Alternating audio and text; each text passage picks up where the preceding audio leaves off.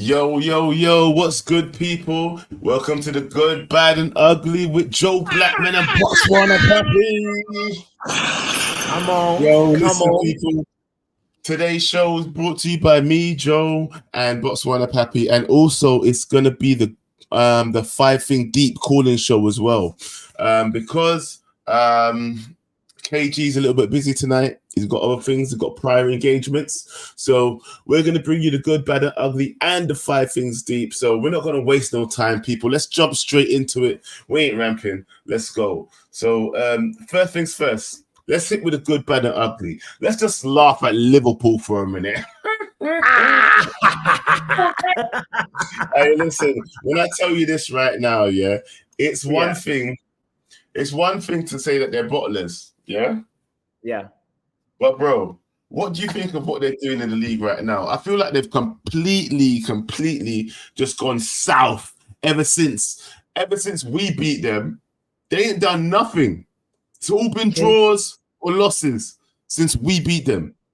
For real, Joe, ever since 4-3, Liverpool has never moved the same. They have been sort of like having some kind of like slow down mentality is not where it was. They're almost what Arsenal was last season towards this time of the season, you know. Bottlers, because that's all it seems like to me, fam.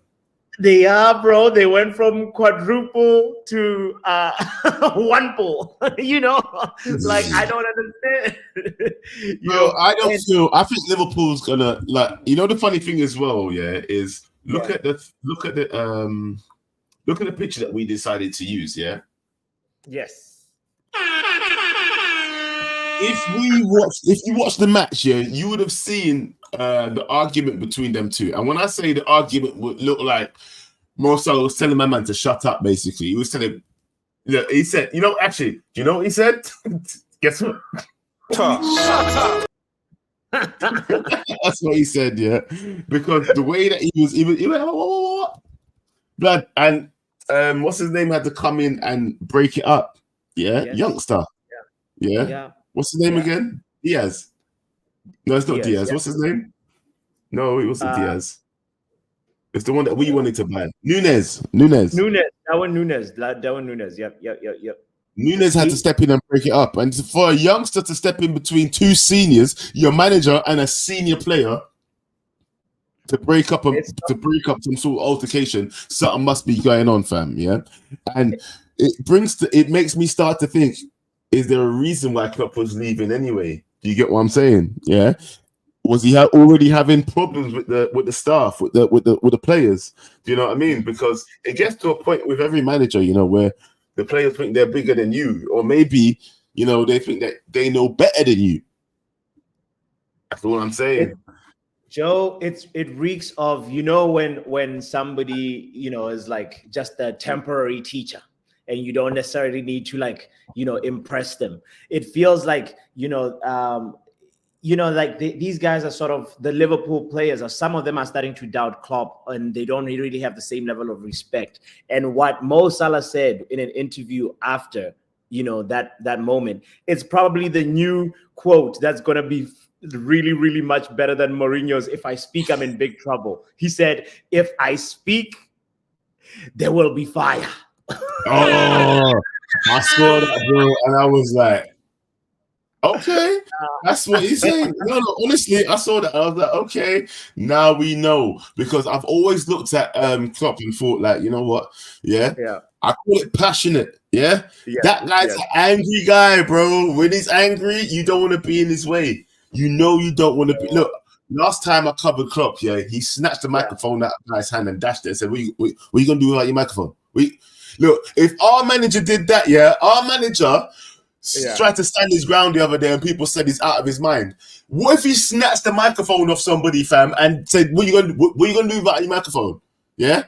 What would people be saying about him then? They'll be saying he's mad. Yeah, no, but For me as a Man United fan, it brings me joy to see the in-house turmoil that's happening at Liverpool. That's why for me, I love this fact that there is this turbulence that Liverpool is going through or experiencing right now. And I almost predict that there'll be a mass exodus coming through Liverpool. At the end of the season. I'm expecting Van Dijk. What did you just say? Hold on, say that again. Did you say mass exodus?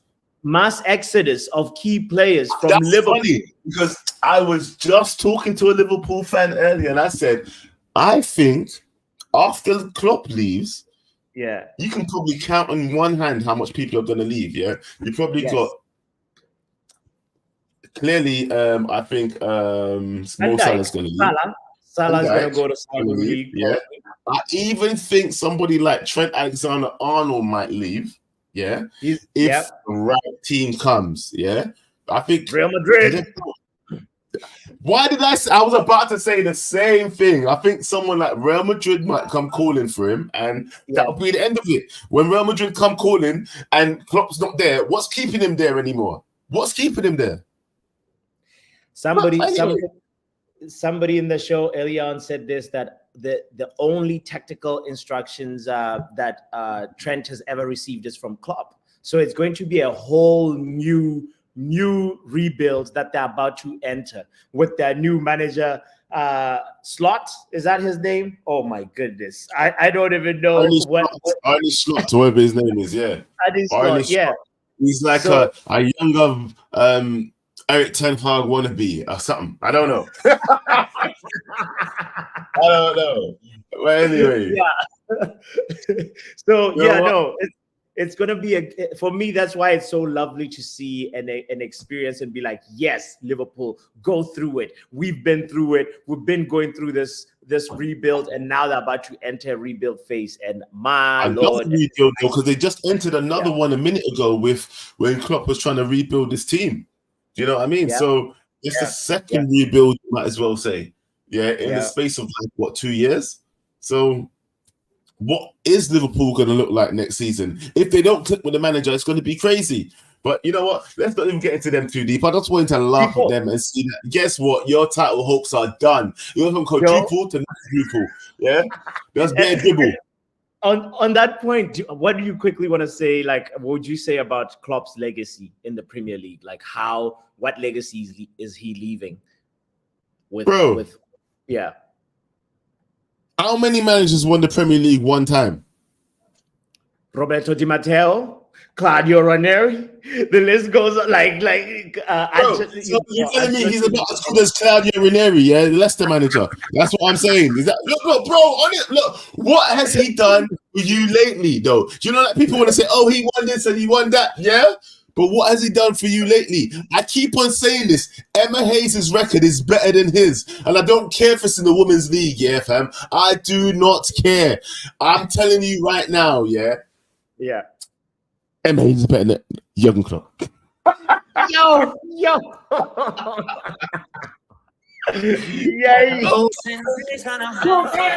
I said it. Man. Bro, yeah. Look, they hype up Klopp so much. I might have been a little bit overzealous just then when I was talking about Emma Hayes, yeah.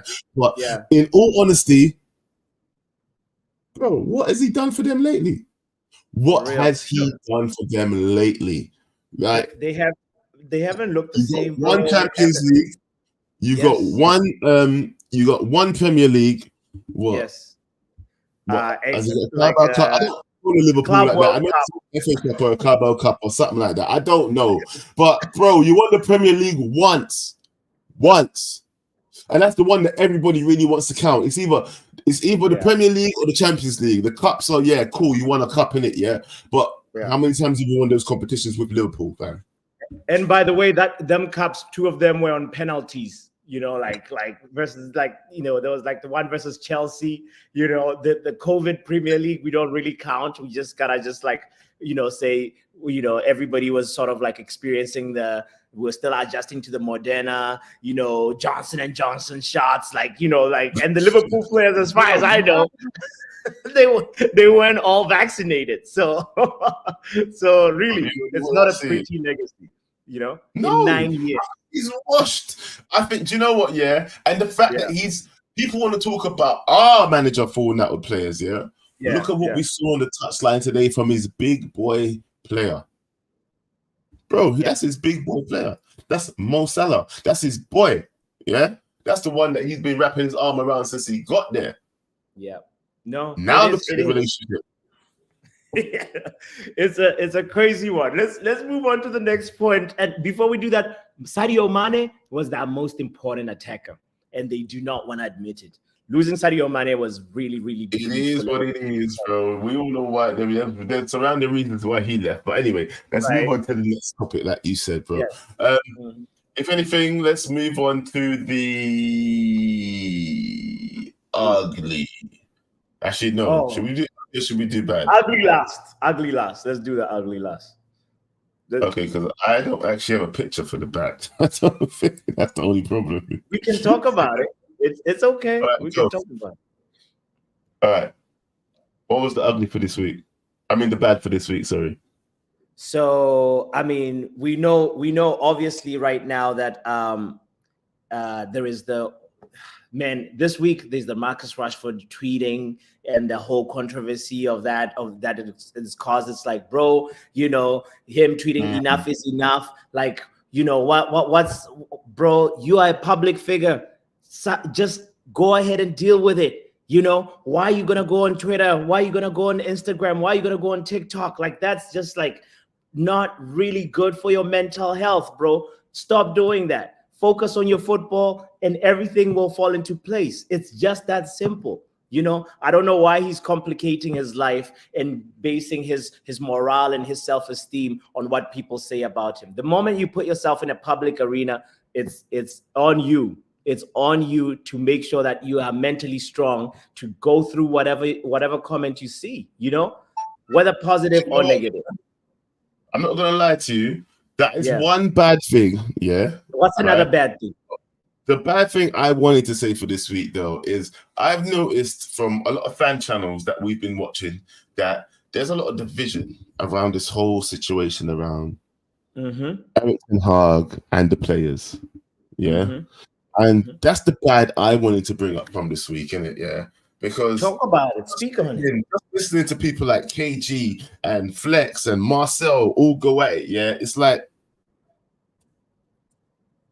we want the same thing. We all want our team to do well. And I can hear why Flex is angry at certain things. As a prominent leader of the THDL, yeah, I'm telling you right now, yeah, I can understand why Flex is getting angry when people aren't seeing what he's trying to say. I see exactly what you're trying to say, Flex, but I think it just comes down to this with certain people. Like, they just want people just don't want to hear about the players. I mean, about the manager before they hear about the players at the moment. And I think that's what it comes down to at the moment, In all honesty,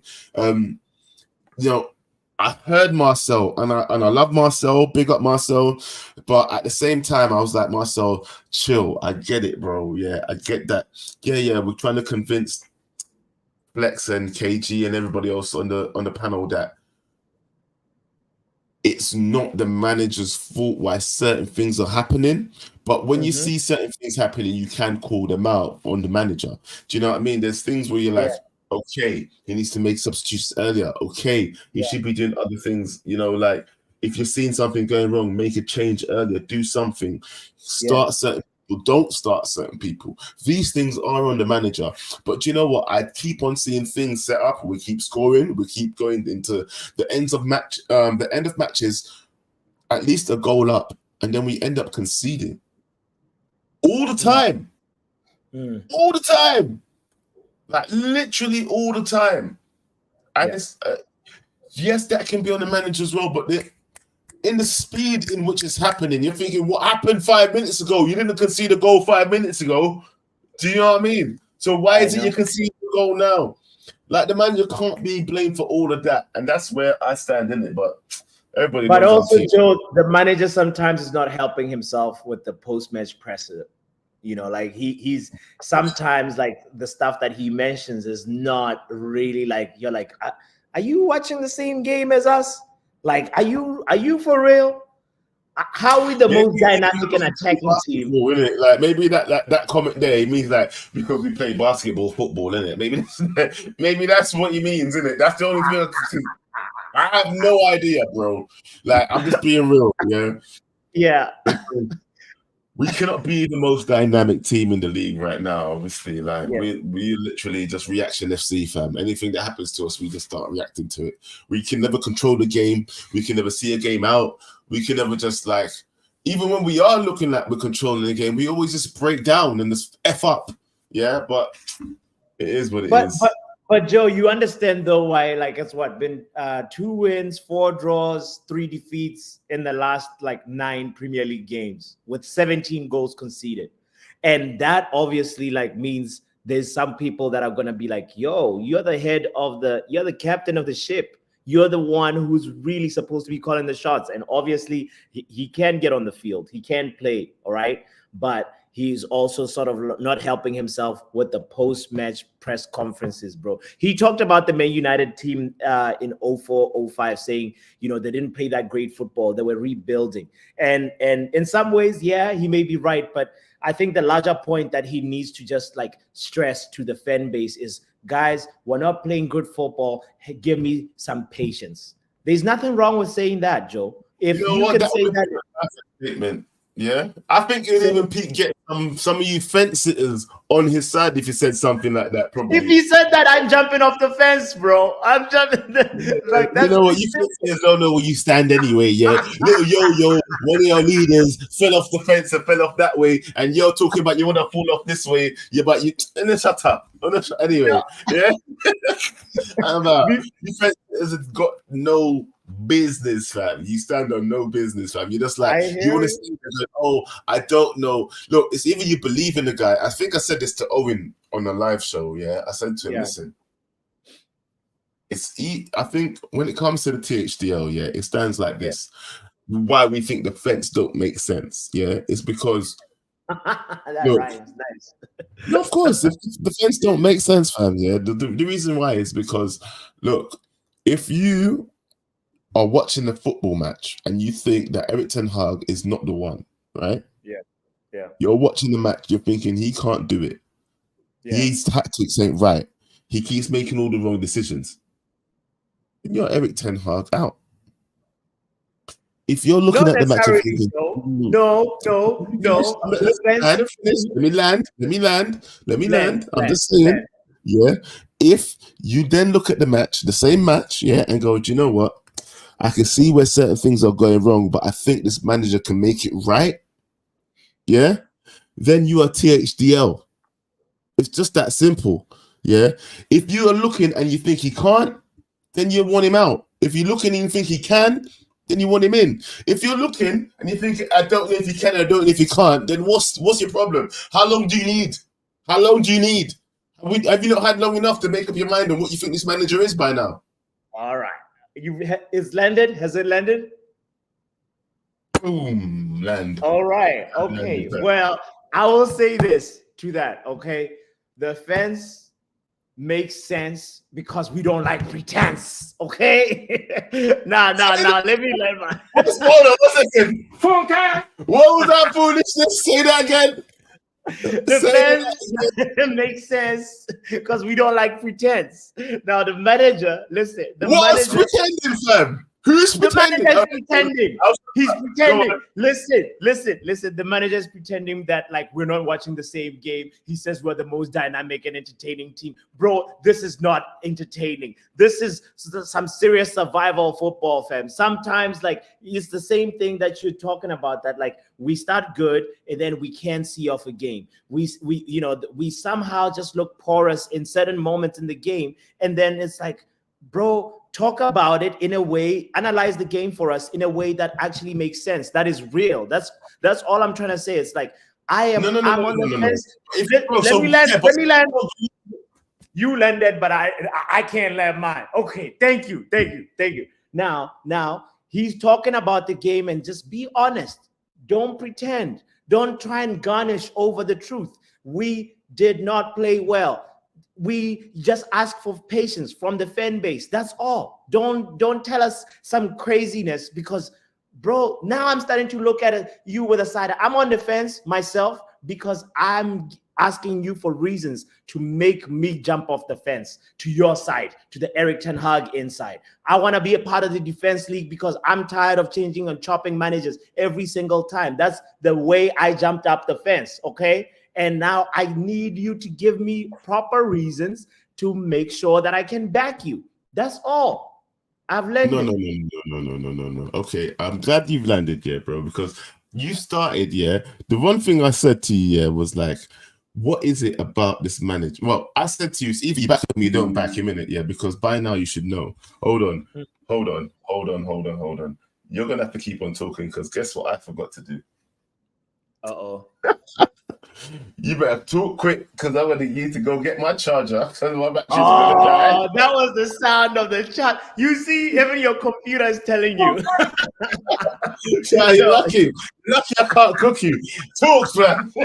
All right. We're going to sin with him for that. Oh, my goodness. No, but this is the whole point about that I'm trying to bring up is just like, I need the manager who is honest. I don't know how you feel, but for me, I know that we're in a rebuild. I'm one of those people that know that success doesn't come overnight, you know?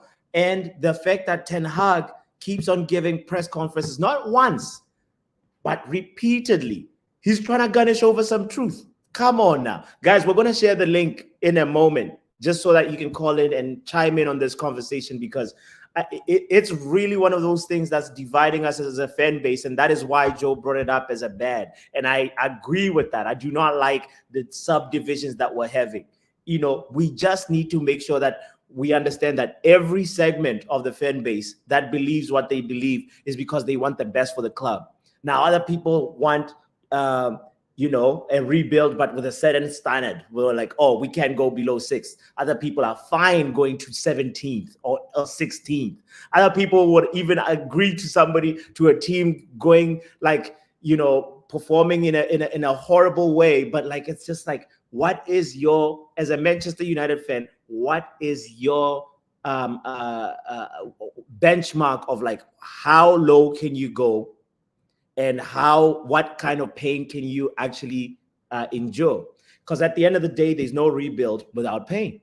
That's the really the honest truth, Shout out to everybody that's tuned in, by the way. I was about to shout out the folks that are in the chat. We want to hear from you. You want to hear your opinion. Even if you're not calling in, we want to hear from you in the chat. Shout out to Yale, Table Cat, Crash, Brush, Corner in the building, Red One as well, Reckless One, Nile in the building as well, GB. Guys, kindly don't forget to hit the like button, whether you are on the fence or you are not on the, Ten Hag out or Ten Hag in. We still need your opinion and your voice. All right, Joe, anything you want to add to that before we move on to the ugly? I'm sharing the link. You know what? I've got lots to say on Erik ten Hag anyway. I'm going to do a THDL stream anyway, so we'll talk about Erik ten Hag and that. We need to start getting to the callers. We've been too long chatting shit anyway. If I'm being honest, we need to start getting into the calls. The link is in the chat already. Let's do the ugly real quick, and then we'll jump into the calls, innit? Because all right. The ugly is this, and it's something that's really starting to get on my nerves as well, bro. I don't know about you, yeah, but the refereeing decisions, yeah. Me and KG was talking about this on the phone earlier, yeah. And we was just like, do you know what, though, blood, yeah? I saw him arguing with KG, and not arguing, asking questions off the panel, yeah, and saying like, what is the actual rule for balls in the penalty area? Yeah, what is it? What's going on? What is the actual penalty these days? Yeah, because for me, it's very inconsistent. It's so inconsistent that you can never tell if it's going to be a penalty from one occasion to the next. And yes, bro, how do you feel anyway? Because that's how I feel. Okay, it's like this, Joe. The PGMOL should change that acronym to PGLOL because they're a joke. They really do not know what they're doing, bro. English refereeing and the inconsistency of it has to be called out. Now, this is supposedly the best league in the world. They need to ref it like it's the best league in the world. We saw VAR. A reckless delegate mentioned it this week in the Reckless Breakfast that the refereeing in the AFCON, that should be the standard. The VAR use in AFCON was just phenomenal. And we are out here just seeing, moments where we're like, this is a handball, this is not a handball. This is you ask me what I want to see next season, Joe. It's simple. It touches the hand of somebody, it should be a penalty. It doesn't matter what. Because you see that? Then we've got big arguments already. The minute you just said that, you just triggered something in my backbone and I stood up, fam. Yeah, I have no idea why you would see the minute it touches someone's hand, it should be a penalty. That would just piss me off because that's what they was doing about 2 seasons ago. Don't you remember? The minute it touched someone's hand, no matter where it was, bro. If it touches my hand and my hand is next to my body, so you'd rather have the gray area, fam? If it touches my hand and my hand is next to my body, what can I do? People are already doing stupid things when it comes to football. They're trying to, nobody runs like this. Who runs like this? Yeah, but they have to do that just because of football. You understand me? How do you suggest we get rid of this? Imagine if I'm running like a penguin, yeah, and it hits my hand. Are you telling me it's my fault then? Bring up the graphic again of the ugly again one more time. Let's show it again and it's be like, you see how one of those is like versus Coventry. Come on, Joe. There we go. Versus Coventry. We're 3-2 up. Look at Wan-Bissaka. He's even off balance. And yes, I agree with you. He has to use his hands to help himself. Bro, sometimes there's a thing called ball to hand, isn't it? Ball to hand. So get rid of it. Get rid of the discrepancy. How are you gonna? This is so inconsistent because, like, Joe, I just don't know why the penalty is, bro. That's why I'm coming with this suggestion. It may be wrong, and I want to hear if somebody else disagrees with it. I think straight away, bro, I'm putting that down in the wrong, because I can't imagine. I don't like that because they tried that already. Don't you remember? There was a season, I can't remember if it was last season or before, and there was like everything that hits the hand is a penalty. I'm pretty sure halfway through the season they changed it because everybody's like, this is bull crap. Yeah, we can't be dealing with this. Every single thing that hits the hand. This is not a FIFA game, fam. Yeah, I didn't turn handballs on. What is this? Let's hear the thoughts of Pav on this, bro. Let's bring in Pav real quick. I know. Look at you, just get straight with it, Pav. Pav the invader. What's going on, my brother? What is it that you're about to ask me? But he wanted to ask you about this handball thing that he was talking about. He thinks that if the ball hits the hand, it should be a handball straight away. Hold on. Joe. I said no way. The context is this. How do you suggest, Pav? Do you have a suggestion of how do we get rid of this ambiguous gray line that is definitely like messing up the game right now? Joe's right.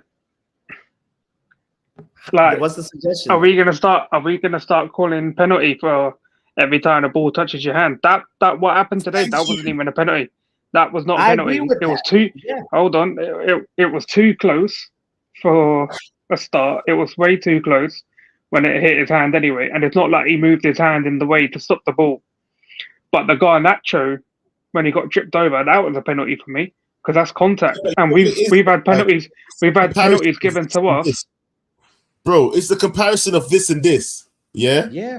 It's like, when is what a penalty though? Do you get what I'm saying? Because I don't think the Aaron Wan-Bissaka one was a penalty either. It was too close too. I know, but listen, we already know that there's refereeing stuff. It's literally in the gutter. I've already said before, I don't get why all 20 Premier League clubs, the owners or whatever, their chief executives, whoever run the club, the manager and the captains all come together and put in a no vote of confidence into this FA and their referees. I don't know why they don't do it. You're all coming out here, club by club, putting in letters to the bloody FA or whatever, moaning on social media. Why don't you all just gather, all 20 clubs, put in a no vote of confidence, block these referees from coming into the stadiums, and go out and hire your own referees? I don't get it. Yeah. What is this? More inconsistencies. Look at it's the penalties. Yeah, but and listen. We can moan about it. I don't know. Like it's been This is happening the all only season, picture bro. that you have, like, of the fourth picture with Garnacho looks like he's getting bent over. What is that, fam? What have you? it's what should have been called a pen. You know? Listen, Bro. the end of the day is, yeah, we already know that the refereeing's been bad, and it's not just this season. It's probably got worse since VAR come in, but it's not VAR the system. It's the idiots that use it, and most of us have said this.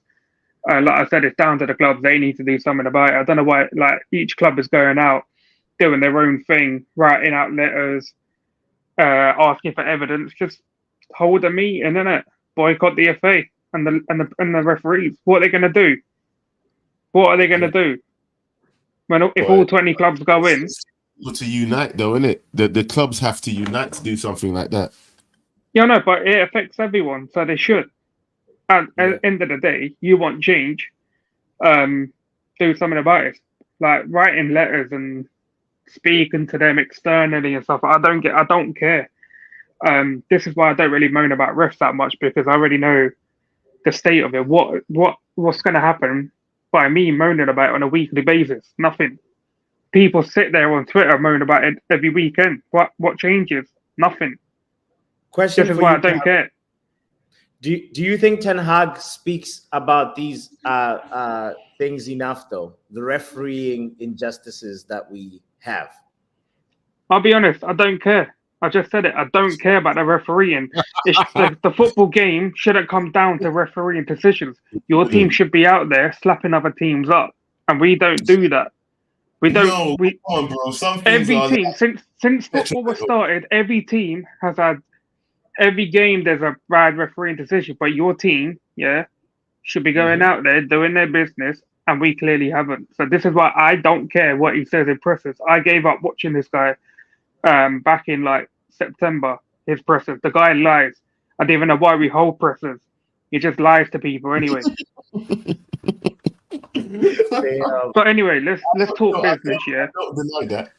Let's talk business, innit? Because I didn't really want to talk about the referees and that, but you wanted to bring it up, so I gave my 2 piece on it.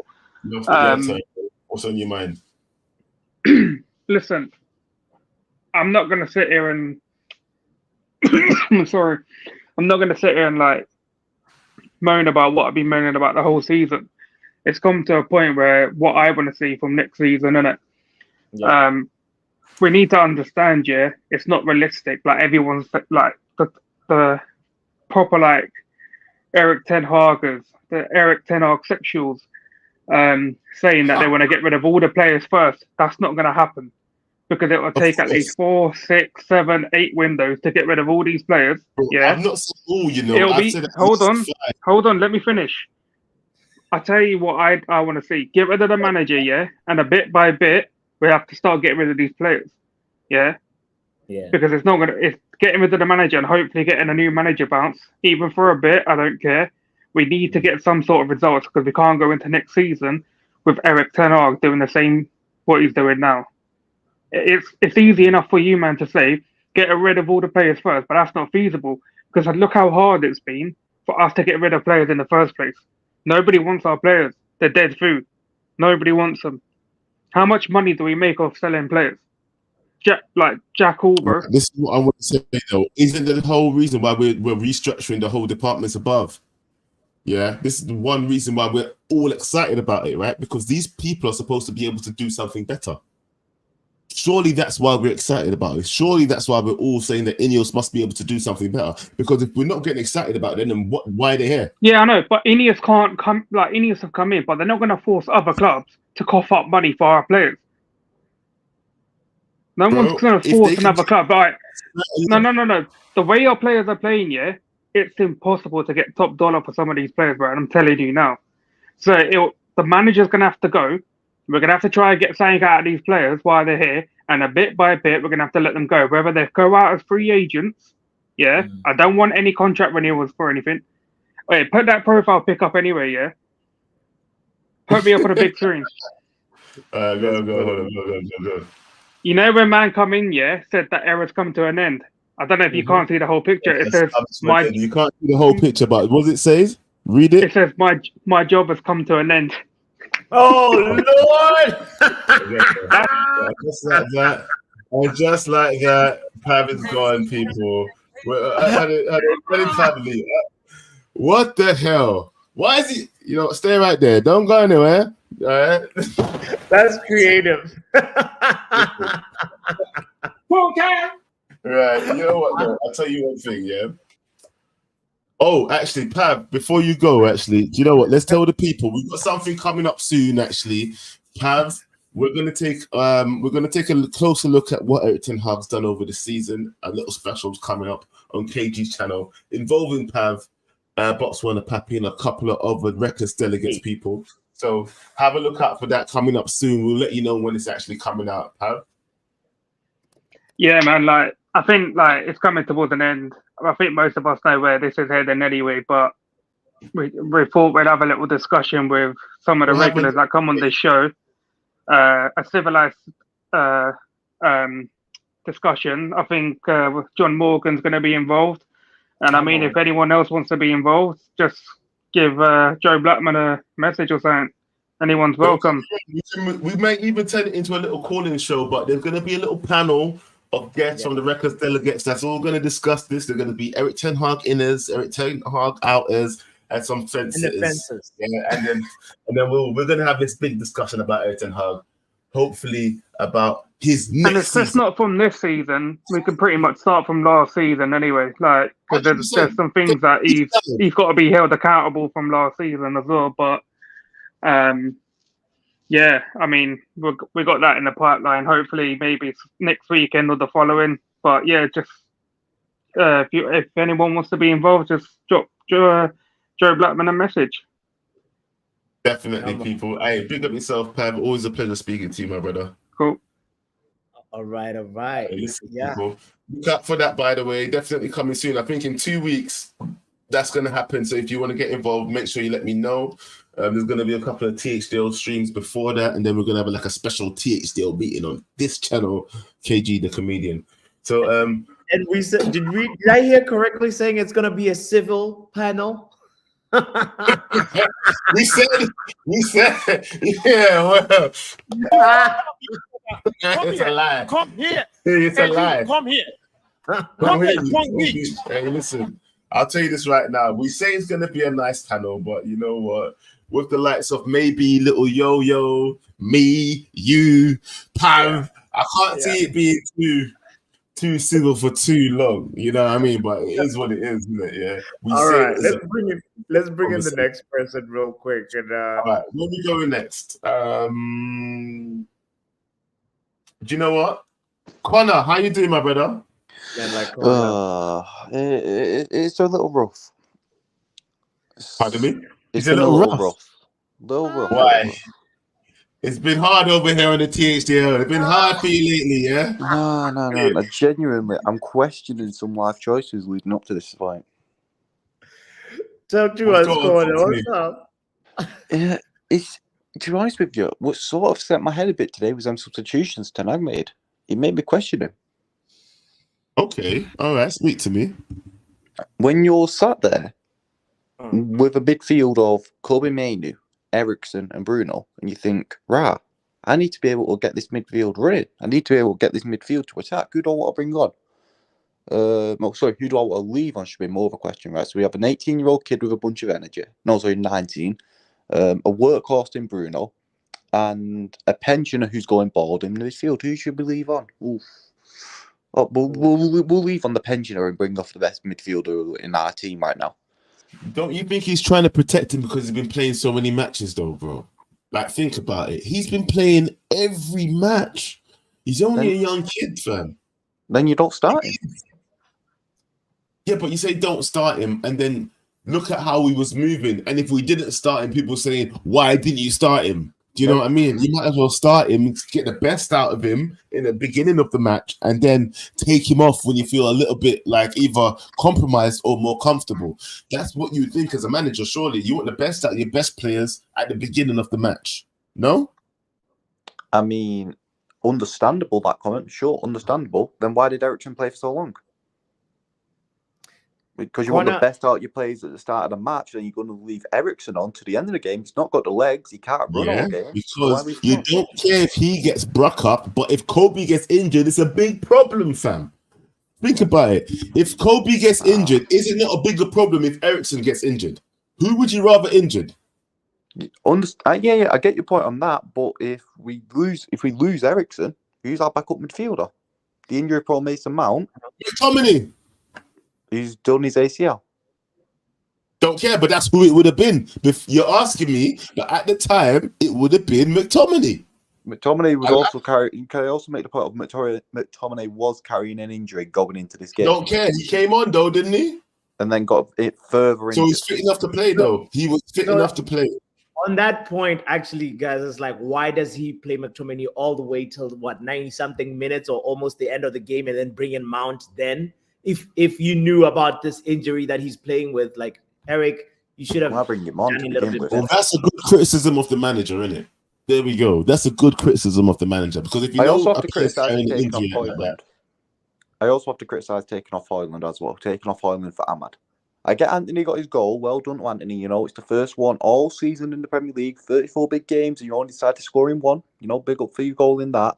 But taking off Haaland totally ruined our ability to attack in my mind, because we had no one pressing their centre backs. Yes. When you watch, like when I was watching it in the stadium, I was watching it, and we had Bruno and Ahmad basically sat next to each other.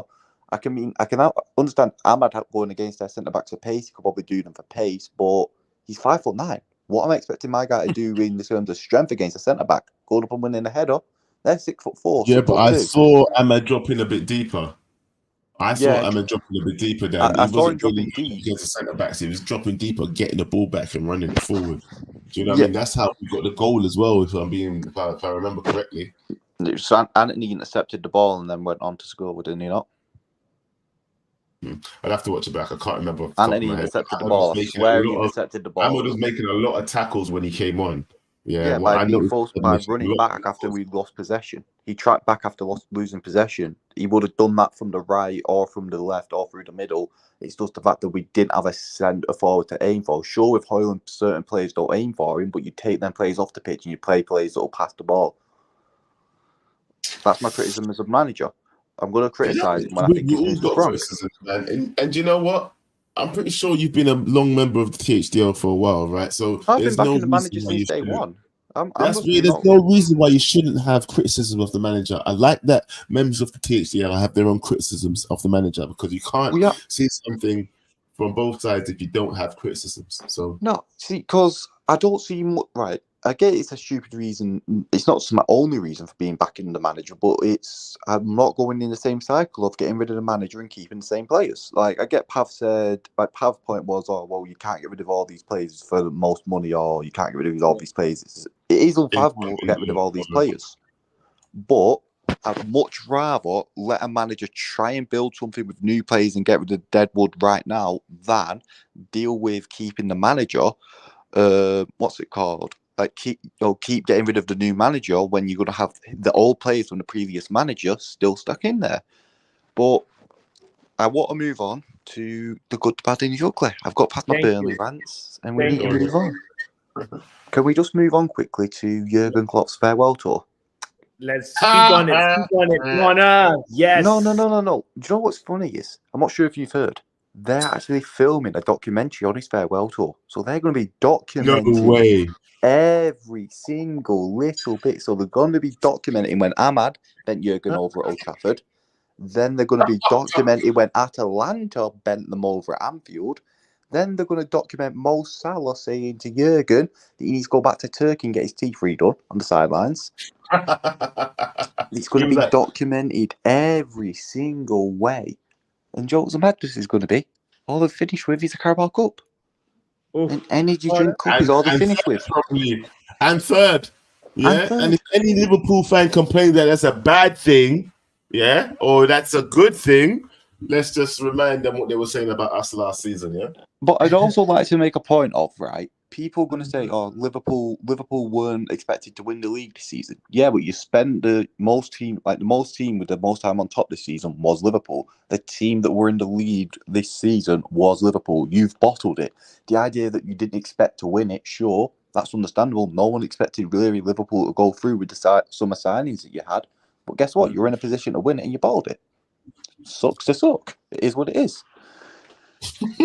Just move on, go to the Tottenham Centre, get a bit of rehab for bottling it, and you'll be fine. Yo, that is too funny. Jurgen clapped. Yo, corner, big yourself up, man, bro. Thank you for pulling up, my G. Yeah.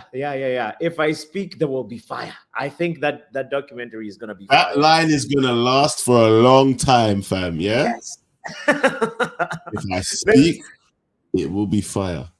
Let's hear Knife. Let's bring in Knife into the conversation and hear what he's thinking. What Man's name is Knife. I don't know if I want to bring in someone called Knife. Why are you coming on the stabbing thing, fam? What's going on? Hello. Can you guys hear me? Yes, sir. Mr. Knife. Okay. Yeah. So I think the whole situation, we look too many into the details, the players and managers, but why is nobody talking about the 10 years of struggle with no footballing direction, no key, suits? We do not have that like other clubs do, and that's not talked about enough. We see now Ineos are trying to implement the proper people, the right people, and then they're saying, oh, hey, it doesn't matter what manager we have, we'll have a structure that recruits well, that coaches well, and that has a general direction of how we want to play football regardless of the manager. So I say just obviously the players, these are mid-table players. Let's be real. Maybe Bruno, Rashi, some of the young players. Manu is promising. Haaland is promising. Garnacho is promising. Other than that, the other dismantled Frankenstein team from previous managers that have been coached 30 different tactics, they're clueless. They can't play the style that Ten Hag wants. It's high demand. The types of IQ that you need in the decision making, especially in the final third, is at a high level. And you see simple passes. They can't even retain possession when we're trying to win out games. Simple things like that just these players are not cut for it. Obviously, we could say, Ten Hag has a fraction in it. I think Ten Hag has some aspects that he can work on. But ultimately, I'm personally Ten Hag in. There was a lot of hype behind him for good reason. He played probably the most amazing football, that 18-19 Champions League quarterfinals all the way to the semis.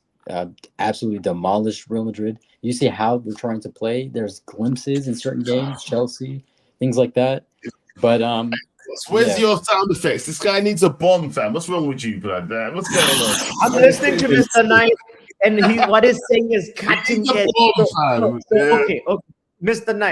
Knife. So I guess you're renewing Ten Hag's contract. What do you want to see though from him next season? Next season, I want him to just be more ruthless. Like, obviously, it depends on how Ineos are going to take this window. It could be really bad. It could be really good. It depends how many players we get out. But I want to see him just be more ruthless. Like, just be straight up. Like, these players they're not cut for your system, bro. It's okay to say that.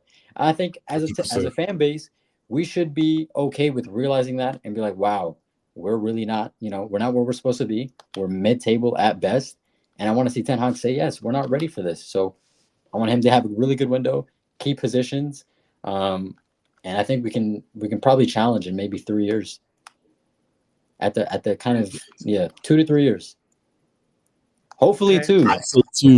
I say 2. I've been saying it. Yeah, give this guy 2 more years, and we'll be challenging for the title. 2 more summer transfer windows, and I think we'll be challenging.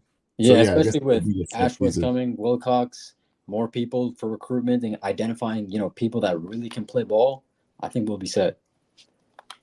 Listen, I love that. Knife. Hey, listen, you're one of the biggest callers right now. I love that. And where are you calling from, by the way, Mr. Knife? I'm calling from California.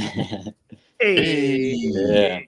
Big up to you, man. But yeah, I'm big on all the UK fan channels except, United Stand. I watch the United View, KG. Anyway, I'm not going to say that. Big up all these fans. Hey, big up you guys, though. I appreciate it. But make sure you always stay tuned to either KG, the comedian, or United View. Yeah? Yeah. Appreciate having me on. Thank you. Also subscribe to botswanapapi Football Power Hour and Joe Blackman, Backhand Entertainment. Exactly. Mr. Knife, we got a THDL meeting coming up soon as well. Make sure you tune in. I will definitely tune in.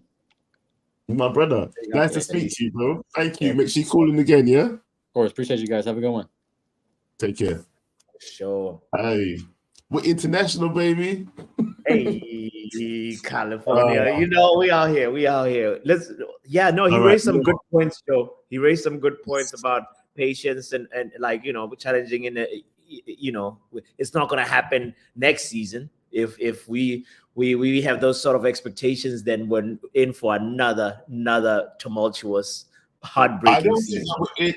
Listen, if Ten Hag stays for another season, yeah, I don't think the season will be as tumultuous as last season.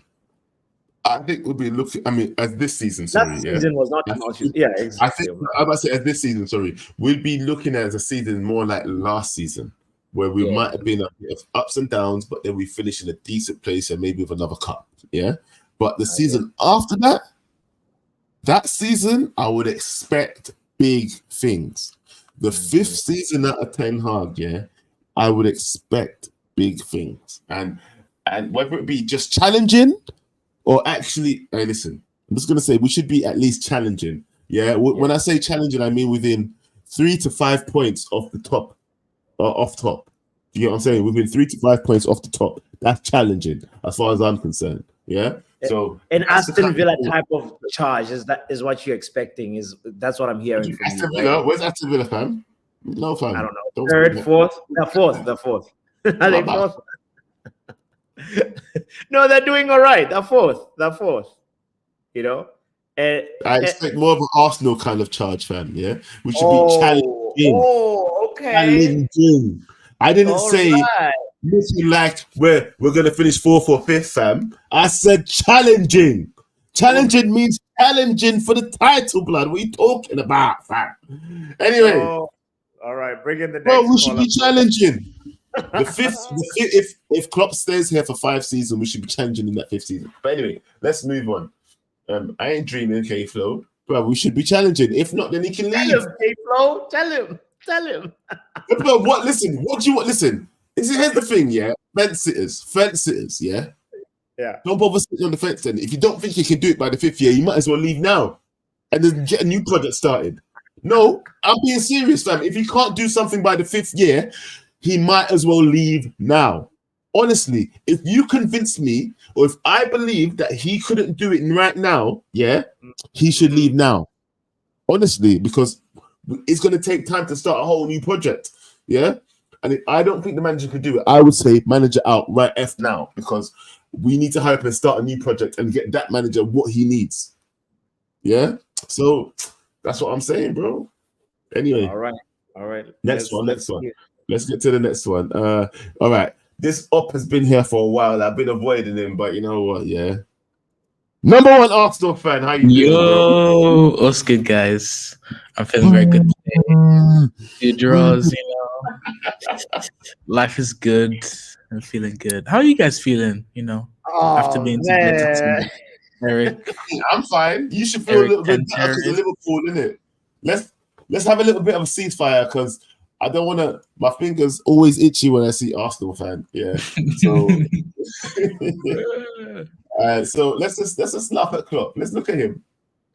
You know, you guys were laughing at Ten Hag when he said eras come to an end, but you know, he was actually right. He was right. He was. No, eras come to an end. The Klopp era is coming to an end. Liverpool era is coming to an end. Oh, 100%. All right. He wasn't wrong. Sure. I mean, at the end of the day, you know, Kloppy has to leave. Floppy has to leave. You know, how are you feeling about your chances versus Spurs tomorrow, bro? I mean, there is no way to feel about it. We must. That's it. We just have to. Something we have to do. Can I ask you a question? Actually, number 1 Arsenal fan, yeah? How do you feel about your manager? This is something I like to ask Arsenal fans, yeah? Mm-hmm. Your manager, if you end up with no trophies this season, what then? Go again. What about your manager? We go again. What do you want me to do? Well, I'm saying, because a lot of people have been saying that if this manager can't win you a trophy this season, then what use is he? You're not even winning a little Carabao Cup. Well, to be fair, he does deserve some criticism with his, I guess, with the domestic trophies and stuff. But really, if we go trophyless, we just go again next season and then see from there. But would you say that standards are dropping then? Well, standards are really low at Arsenal, I guess, isn't it? But yeah, the standards have been low. Where have you been the past couple of years, man? that's true, 100%. But now you're getting up there. Wouldn't you see? Look, how long would you stay with a manager without him winning something and just challenging all the time? Are you just going to be like Liverpool? And what if he doesn't win anything in that next couple of seasons? Yeah, you're just going to be underneath his big boyfriend for how long? I guess, to be honest, it depends. I think it kind of depends on the managers that are available, like on the market, really. I think probably give him like 2 more years of not winning anything, and then you just have to see from there. Yeah, well, you know what? I respect that because for me, look, I'm giving my manager 2 more seasons, and your manager's had how many now? Wait, what? Wait, what did you say? I said I'm giving my manager 2 more seasons. Wait, 2? Dos? Maybe 3. Yeah, those seasons. You might have more patience than me, man. Jesus Christ, bro! How long's your manager been there doing what? I mean, nah. How long's your manager been there, fam? Answer the question. How long's he been there? Like 5 years, but he's challenging for the league, innit? So. Yeah. Now, was he challenging it for the league in his 2nd year? Nah, he wasn't, which is fair. But like, damn blood. Shut up. Just like that. I had to send him backstage. Yeah, man. You know what I mean? Talking about Arteta like he was some big boy in his 2nd season. Fam. Arteta done nothing better than eriktenhag in his 2nd season. What did he win? Like a FA Cup. That was it, right? FA Cup. That's all he's done. And he finished 6th, I swear. So anyway, not even to anyway. He says his plane was about to land. Should we let it land? What were you saying? Nah, our standards are lower than yours though, because you guys finished he finished his 1st season with 3rd and a trophy. So when you think about it, the level of standards is different for. And everybody's cussing him, fam. Everybody wants him out. And even you, the Arsenal fan, that said that, oh, you're giving him 2 more years. Why not? You gave your manager more years. Yeah, we've given Arteta more years because the standards are lower. Ten Hag has higher standards after finishing with the trophy in 3rd place. I mean, you expect more from him, innit? Hey, what was that on your head? Hey, yo, wait, it's my sister. Are you calling from a basement? Where are you at? I'm back here. The standards are lower. It's like low in the basement. Yeah, I am. I don't have the LED lights on though. I didn't even know I turned it on. I just Big yourself up, bro. Good luck versus Spurs tomorrow, bro. Hopefully, nah, we don't need luck. We don't need luck. It's just we need hate. That's what we need. Yeah, you will get hate from me, 100%. I don't even know who I want to win. I don't even care because I kind of want Arsenal to lose and I kind of want Tottenham to lose because they're above us. Do you know what I mean? But it's not that. Can we catch Tottenham anymore? Tottenham would have to lose a couple of games, isn't it?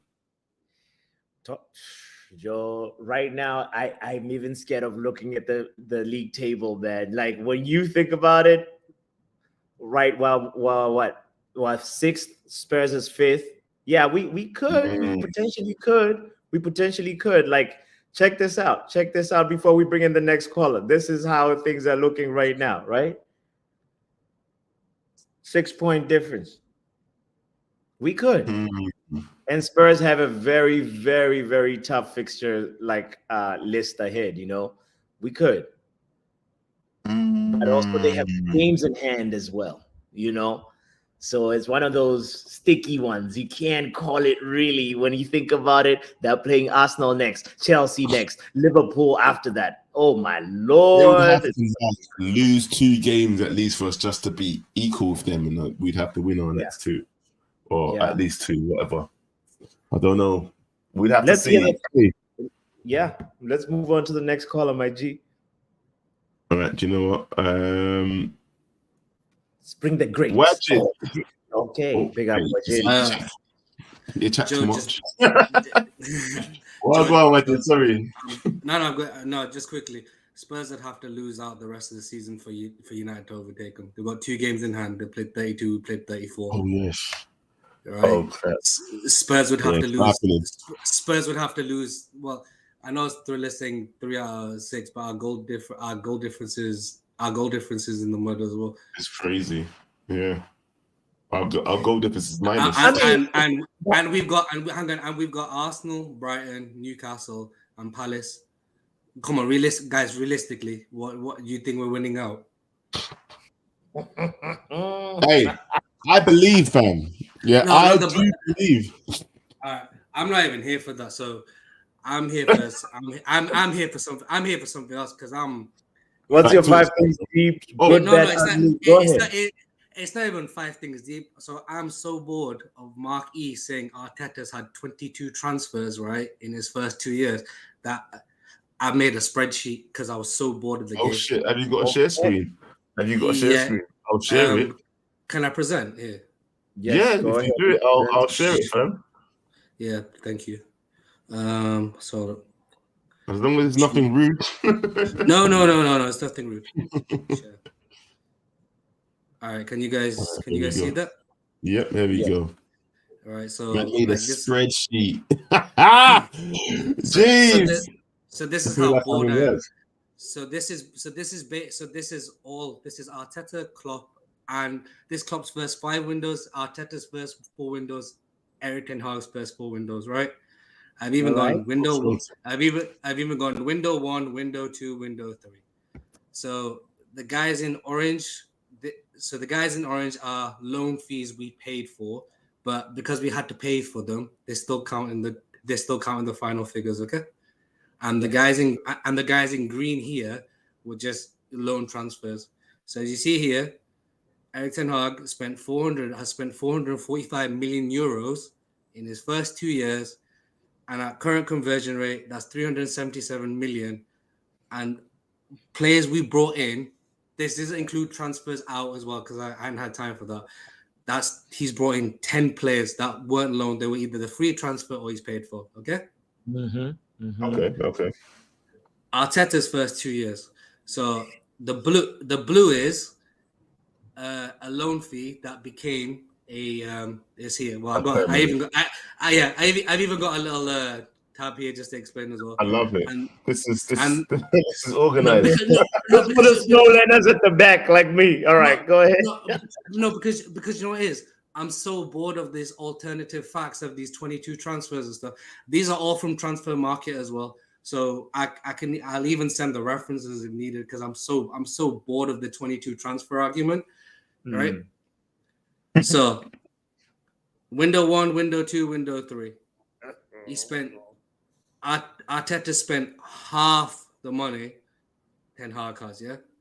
445 players, 259, 219. He only brought in 12 players. Yeah? Not 22. Yeah. He's only brought in 12. He's only brought in 12 players at half the money. This isn't an Erik ten Hag in and out. I'm going to push back on that when you finish though, but go on. Yeah, no, push back now because I don't mind explaining whilst I'm going through today. Okay, well, the only thing I'm going to say about that is, look, we already know that our board was a piece of shit before he came here.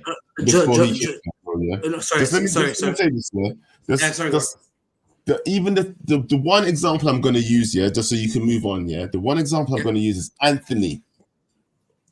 We should have never paid that money for Antony. Yeah.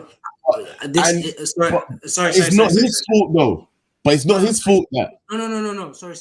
This isn't an Erik ten Hag in and out. I swear, right? This isn't an Erik ten Hag in and out. I'm just sick and tired of the 22 transfers. I'm just doing a like for like comparison. The figures, the figures were just there for the figures. I'm not even. I swear, right? Honestly, I'm not talking about I want Ten Hag to go because he spent this much. I'm just doing like for like comparisons because how many times have you heard Mark say, like Klopp brought in 35 players, Pep brought in 50 players, Arteta brought in 30 players. Yeah, right. That's all I'm doing. Okay, right? fair and enough. The players he brought You know, I'm in. getting my back up in it because man has. I've got a rep THD. No, that's fine. But I'm just doing a like for like comparison. And he brought in 12 players and he brought in 12 players over those 2 years. That doesn't include the two that doesn't include the loan of Matty Ryan. Cedric Suarez became a free transfer later on. Okay. And then next is Klopp's first 5 windows, right? This includes the Virgil van Dijk in the January. So as you see there again, 260 million. He's only brought in 12 players. He didn't have a third window because he started in the October. So it goes January 2016 here, the summer of 2016 here, and then the summer and winter 2017, 2018, right? So that's all. So I'm gonna do some more analysis because I'm totally bored out of my head. But no, I love it. I had to get into that. Right. No. The fact. I just want, if we're gonna constantly do the comparisons of Klopp, Arteta, Pep, like has been done so many times, the energy needs to remain the same. Yeah. I'm bored of these alternative facts of Arteta having 25 transfers in his first 2 years. I've not done the ins and I've not done the outs because I didn't have time for that. Yeah, the deluded Man United fans got me doing spreadsheets. It's true, but I'm just this wasn't a Ten Hag. This wasn't. I just want to make it categorically. This wasn't a Ten Hag in, Ten Hag out. This was just laying it out there. How many transfers those 3 managers have had over the in their first windows. That's all I want. That's all I wanted to compare. But what was the point that you was making with that, though? My point was, I feel like I just attended a lecture and I'm like, Joe, do you? I need to know why. I don't know what you say. Please help me to know why. Break it down to the slow learner like me. My point is we've heard so many times that Ten Hag that Arteta, Klopp, Pep have had more support than Erik Ten Hag. Forget the money. I'm not even talking about the money here, right? There's been countless times where Klopp, Pep, Arteta have been spoken about how they had this mass amount of support. They brought in any players they want. There was 30 players in and out. All I've done is shown a comparison of that the players that have been brought in to each club are just like a difference of 2 to 3 players here and there. That's all I wanted to. That's all I wanted to do. The money and the figures were just there because I was there, right? Right. So as you see, I'm bored of the 30 play. I'm bored of the 30 players. I'm not even doing the whole what Klopp won in his first 3 years versus Arteta versus. You mean there's a higher level to this? What you know, man? I'm chief. I'll tell you one thing, though, yeah. I'm chief of analytics in an investment firm. I do this as a daily basis. Now we see why. All right, bro. Let me ask you one question. Yeah, are you free to attend? The special meeting that I was talking about? That's going to be on KG's channel. Shout me, bro. You know my number. Just drop me a message. We'll talk, bro. I'm sorry for boring you all. Yeah. No. Bro. People in here like saying Bots' brain is broken now. Yes. He's broke Bots. That's all, fam. It's all good. All love boys. Look after. Big up, bro. I cut you off. What did you say? No, I said great show as always, man. Love boys. I'll catch you guys soon. All right, take care, legend, bro. I'll call you soon, yeah. Next time, have a pie chart, okay, and like a pictorial. A pie chart what he's explaining, bro. Yeah, I think you still don't understand what he was saying. If I'm being honest, no, I'll call you after. Don't worry about it. I'll call you after.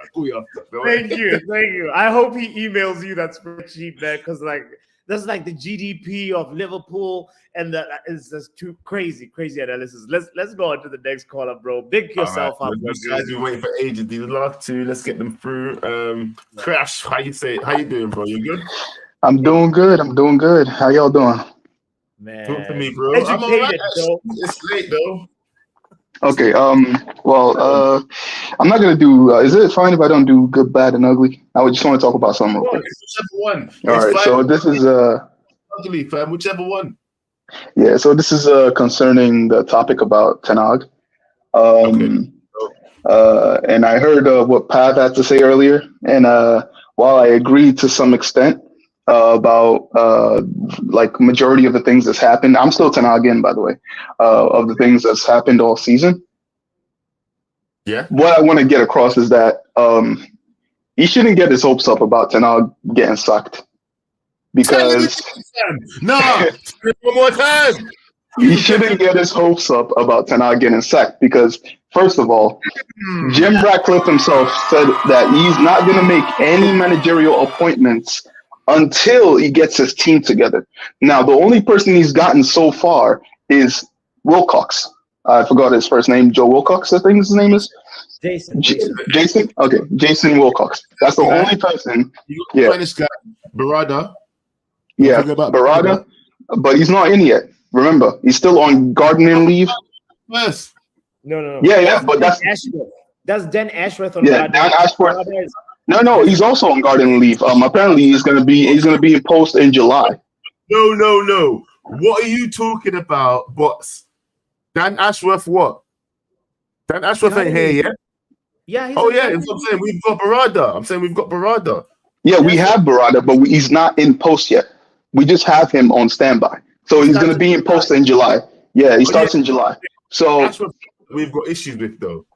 Yeah, that's the big issue that we have right now. The whole compensation thing with Newcastle. I don't know what they're doing. They want to make us play big fee for a football director. That's crazy. But yeah, what I'm saying is that we literally cannot make any managerial changes until everybody has come into the post and they start making their moves on how we're going to do what we're going to do.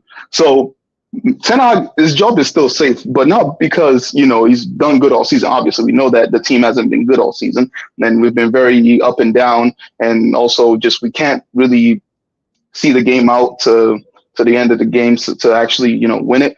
But Ten Hag is going to get another season, and that's when they're really going to start assessing things on his side, because right now, what they want him to do is basically just see the season out, try to win the FA Cup. You win it, good. If you don't win it, whatever. But if we get everybody in, no, they're not writing off next season. They're just going to have everybody in so they can make the proper plans. They're not going to do what the Glazers done, is just sack the manager and then get somebody in that doesn't even apply to their plans at all. And then they say, "Oh, look at that! Look, we have a guy here." But again, you have to have everybody in to have the proper system, so we could get the proper manager that they want to get. Because again, as much as I am Ten Hag in, I know if they make the decision with everybody in and they say we want to get this type of manager, I will back it. Because again, I only support the club. I don't support a manager. I support the club.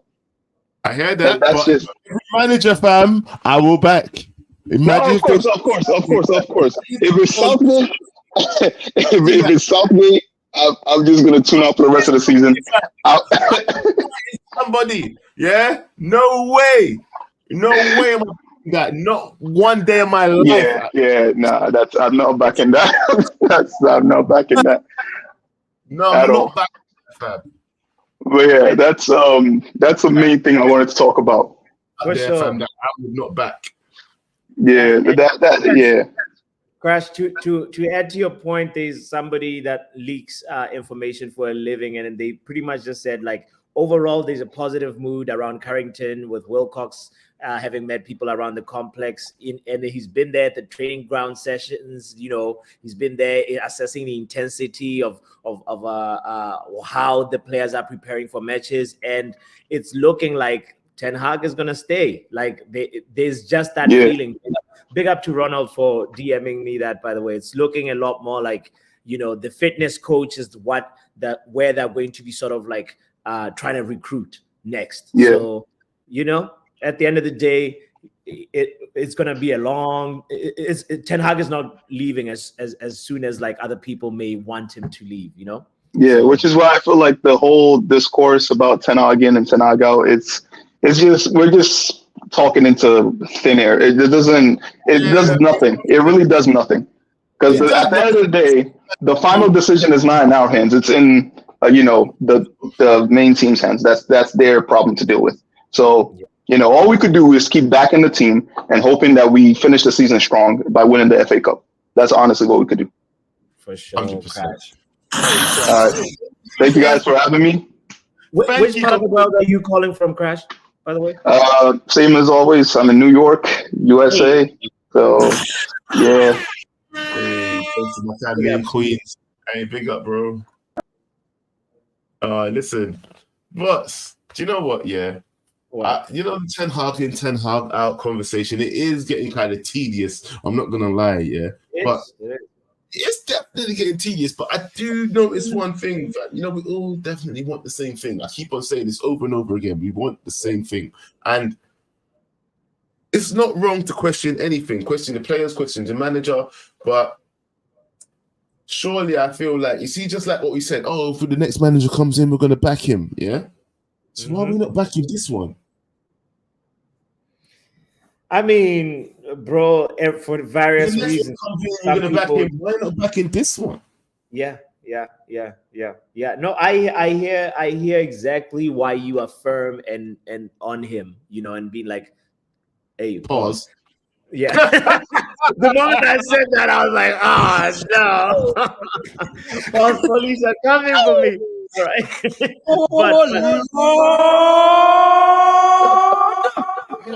Bro, be serious. We've had some spreadsheets today, bro. Let's be serious for a second, okay? but I get it. You made me forget my point. Bring in Yemi the creator here, bro. Yemi, you Arsenal fan. What you want, fam? What you want? Why are you here? Hello, my people. Back again. Don't go anywhere. Don't go anywhere. Be here for Sunday revival. Don't go anywhere. Be here for Sunday service. Logo boys will be there. Live in the flesh, distributing and giving the anointing of the Holy Spirit around that demonic stadium.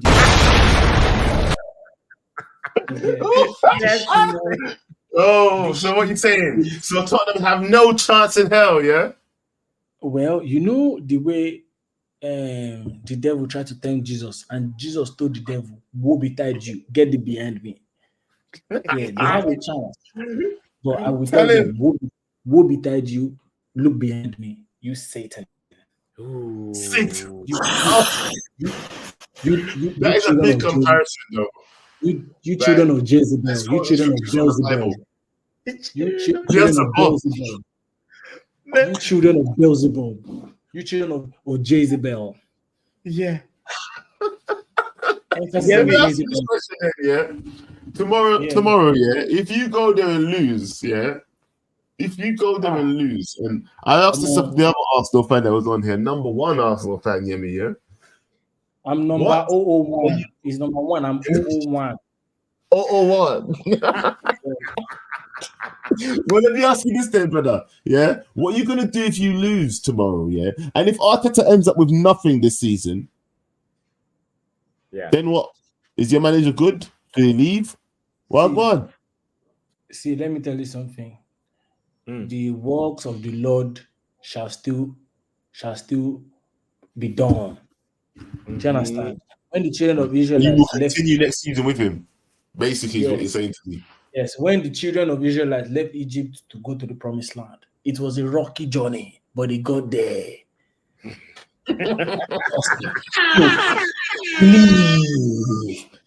Bro, do you know what? Yeah.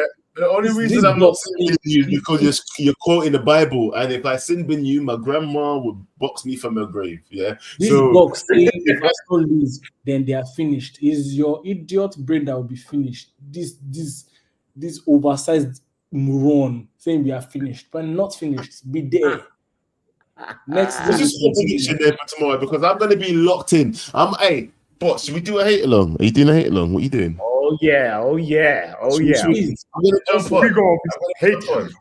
Do me a favor. Apple Music or Spotify. Apple Music or Spotify. Apple Music or Spotify. Apple Music or Spotify. Spotify. Spotify. So please click on 7 Days in Malibu. Go and listen to the songs. Victory song for tomorrow. 7 Days in Malibu. 7 Days Malibu. Deep down, deep down, I got you feeling amazing. Deep down.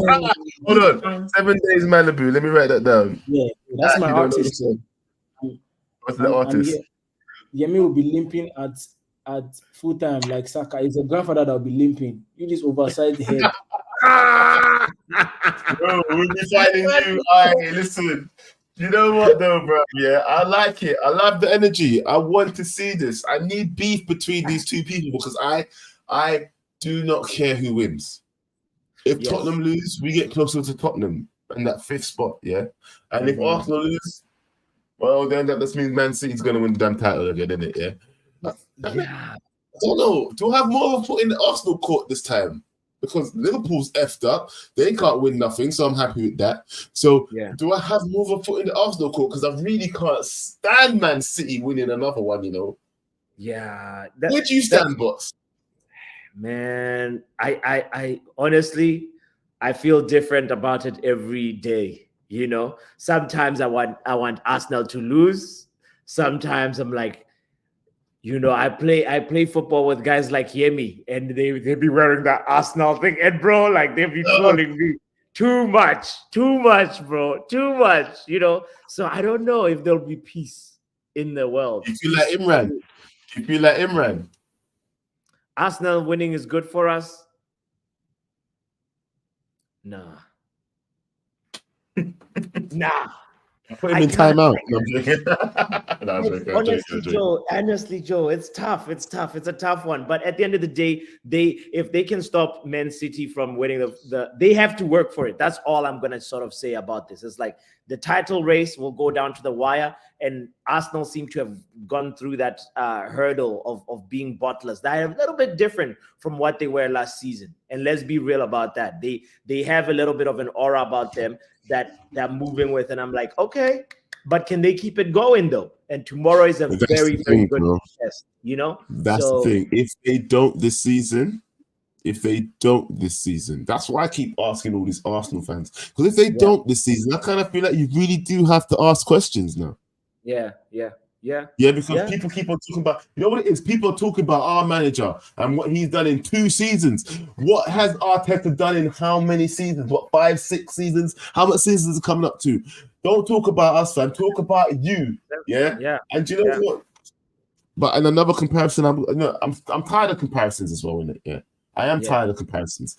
I'm looking at my manager right now, and I think, look, if we give it time, let it marinate, give him the right tools, let him make some mistakes. Yeah, he's not. Or, in fact, let it be this. Let's call this season his mistake season. Yeah, and then make sure he moves forward and do good things.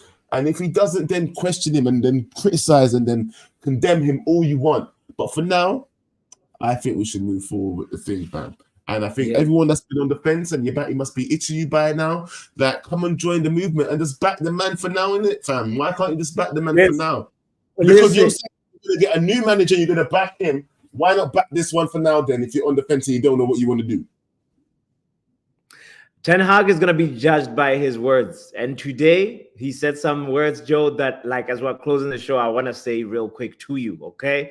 He says, he was asked if Man United can be title contenders next season. And he says, when everyone is available, we're competing for top 4. Say that one more time. He said, when everyone is available, we're competing for top 4. We can come closer to position 1 or 2 if we make a good transfer window. And in that regard, he is right. If we have a good transfer window, we're not as far off as sometimes it may seem. People think. Yes. Yeah. Everything. Listen, how many times just in the last 5 to 6 games have we been ahead and we end up with a draw from something stupid? Yeah. From something that you cannot even put on the manager. Yeah. Because even punching the player in the face today, is that on the manager?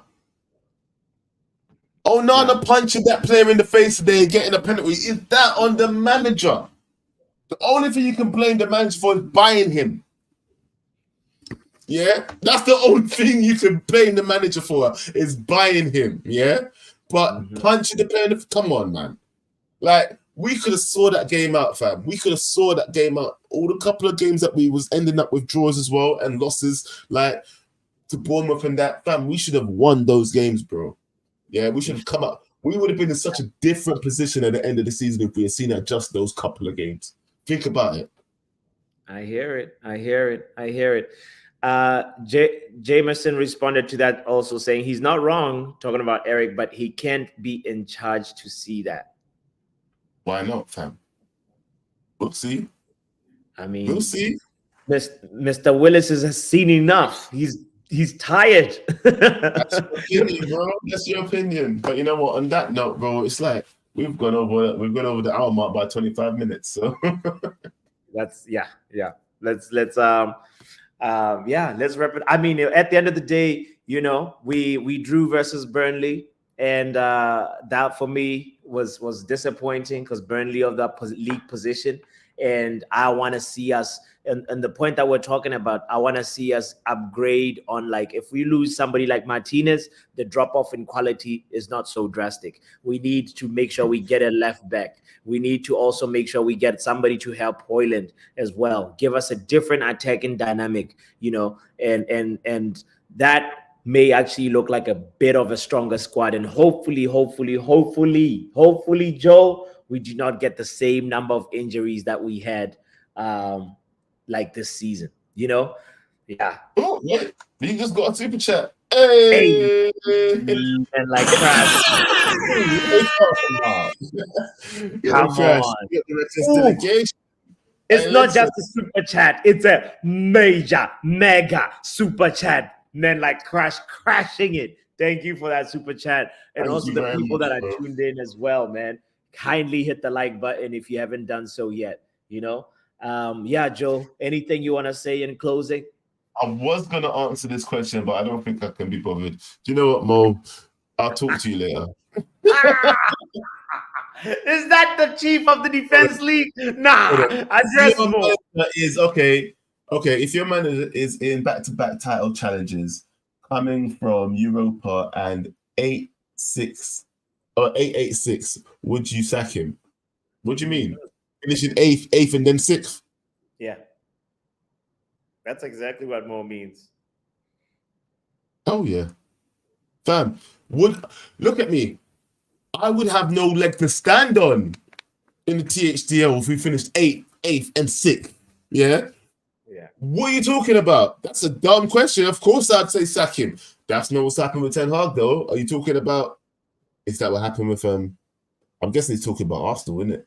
That's what Arsenal's done, isn't it? Did they finish 8th and 6th? No, I mean, I think from what I understood from Mo, it's a hypothetical question to see how much of your how strong are you backing this? How far are you willing to go in terms of? But this doesn't make any sense though, because if you're managing in back-to-back title challenges, coming from Europa and 8-8-6, what's he talking about? It could also probably apply to Arteta as well. Come on, Mo. Clarify. clarify. I read the question. I read the question and I don't understand it. But I think it's Arteta you're talking about. And yeah, I would sack him, fam. I already said I would sack him. But now he's in. Okay, Mo when he's here. Okay. Mo, all right, clarify. So I understand. I was about to quit the show. No. All right. So question. We're in back-to-back title charges at the moment, yeah. And we've come from and we've come from 8-8-6 and Europa and red card of the month, like discipline issues, madness. So he corrected all the issues. He's built the squad. So everything up until getting the squad, you discount. Now we're in back-to-back title charges, and we're also in the Champions League. So is now the time to get rid? So the question is, if you've done all the fixing, and now you're in back-to-back title charges, do you then sack the manager on the second? And there's definitely been improvements this season over last season. So all this like agenda of, oh, do you stick with the manager? Do you with Arteta? Just doesn't make sense to me. I can understand why you would say it as a rival, but it just doesn't make any sense. The guy has fixed the squad, fixed the discipline, built the culture. You don't sack him at this stage. Bro, the only reason I ask that question every time, yeah? Why do you think I'm why do you think I'm asking that question? It's because you're a rival. You're off. HCL leader. That's it. That's the only reason you're asking it. No, why do you think I'm asking though? Because I want to see what Arsenal fan will say, yeah, with the situation that we're in right now. When you're coming from 8th, 6th, we're coming from 3rd with an FA Cup, 6th, with probably another with a Carabao Cup, and now probably 6th with an FA Cup, yeah?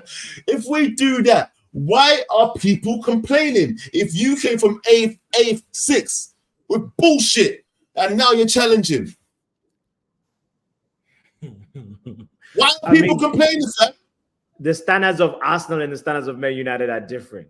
I asked him, not you, blood. No.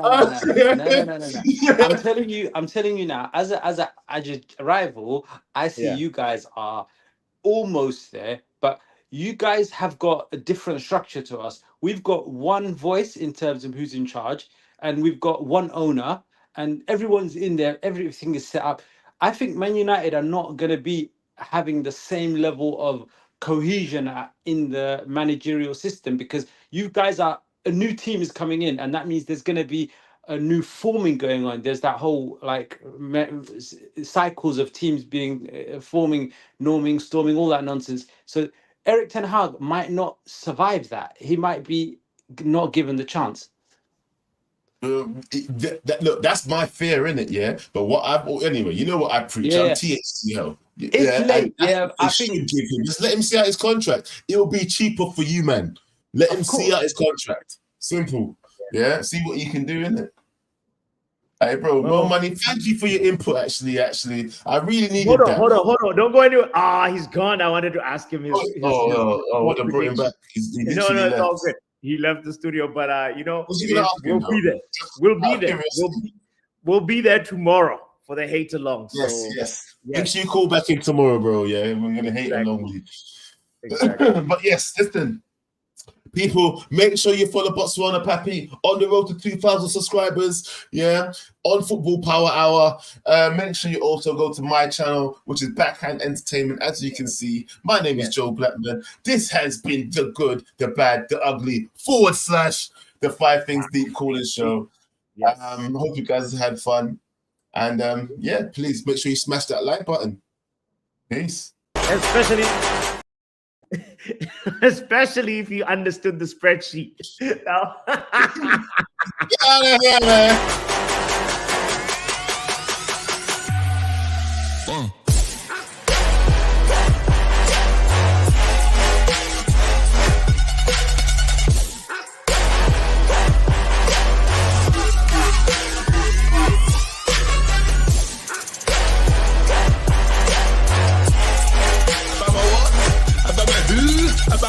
So I don't care.